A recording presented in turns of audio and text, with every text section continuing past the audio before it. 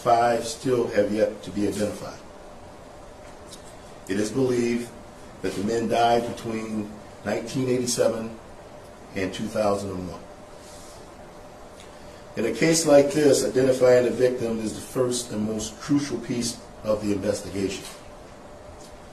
Several of the men had previously healed fractures, and most of them had received dental care. The men were found with no personal belongings, no clothing, and nothing to lead investigators to their identity. As we mark the 12-year anniversary of the discovery, we want to ask the public to come forward if they have a loved one who went missing during this time frame, even if they never reported it to the police.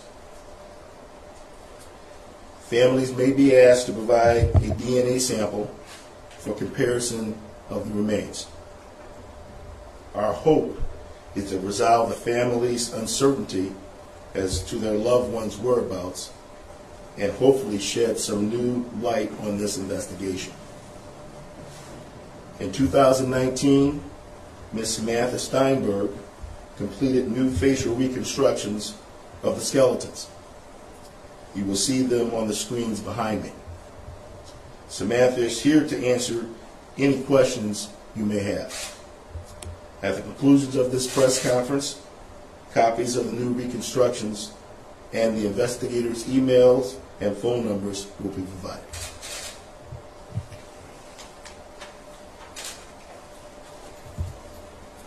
Good morning. I'm going to just briefly describe how, in general, we do facial reconstructions, and I'll point out some specifics on these individual cases that might be important to people that are looking or viewing them, that might help them to recognize somebody that they know that's gone missing. So the way that the process works with a facial reconstruction is I will receive the skull itself and a forensic anthropologist report. It's the anthropology report from the forensic anthropologist that determines the gender, ethnicity, approximate age of the individual. Once we receive the skulls, they're prepped based on the facts. In this case, these individuals were classified as white males because we didn't find any clothing or personal effects. I chose to use the tissue depth charts that correspond to white men of an average weight, although charts exist for people who are either emaciated or obese. And then those tissue depth markers are cut out and glued directly onto the skull in the various craniometric landmarks. After that, we photograph the skull on what's called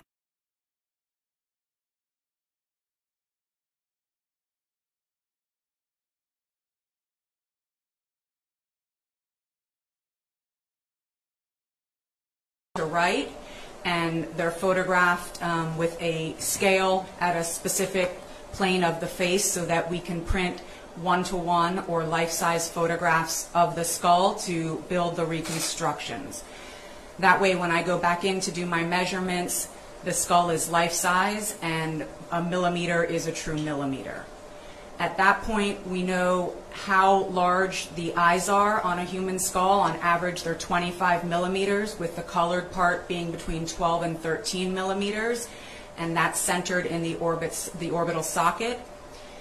On average, we know that in order to breathe during life, a person's nose sits below the nasal aperture, and we have measurements based on gender and ethnicity as to how wide, on average, the nose will be.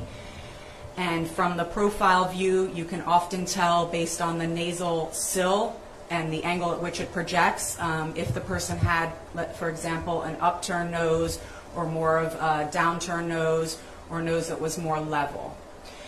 The mouth on skulls on average is 6 teeth wide, and the height of the mouth goes from the cementum enamel junction to the cementum enamel junction. It's a scientific way of explaining the difference between where the root meets the enamel of your tooth.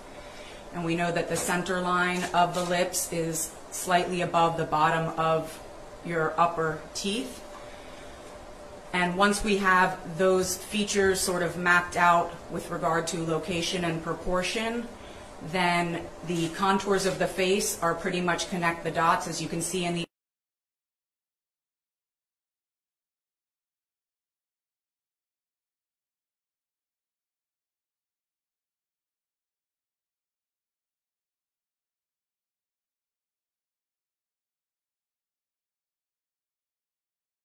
way in which to depict the individual features.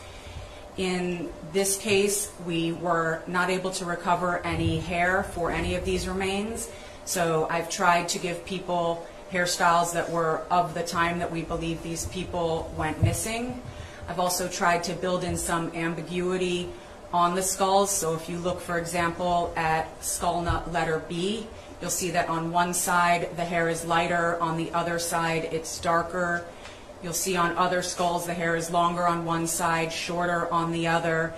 And that's done intentionally because we don't know for sure how these people wore their hair or how long their hair was, but this way, hopefully, whether it was long or short or light or dark, it's able for the people viewing it to have it open for their interpretation.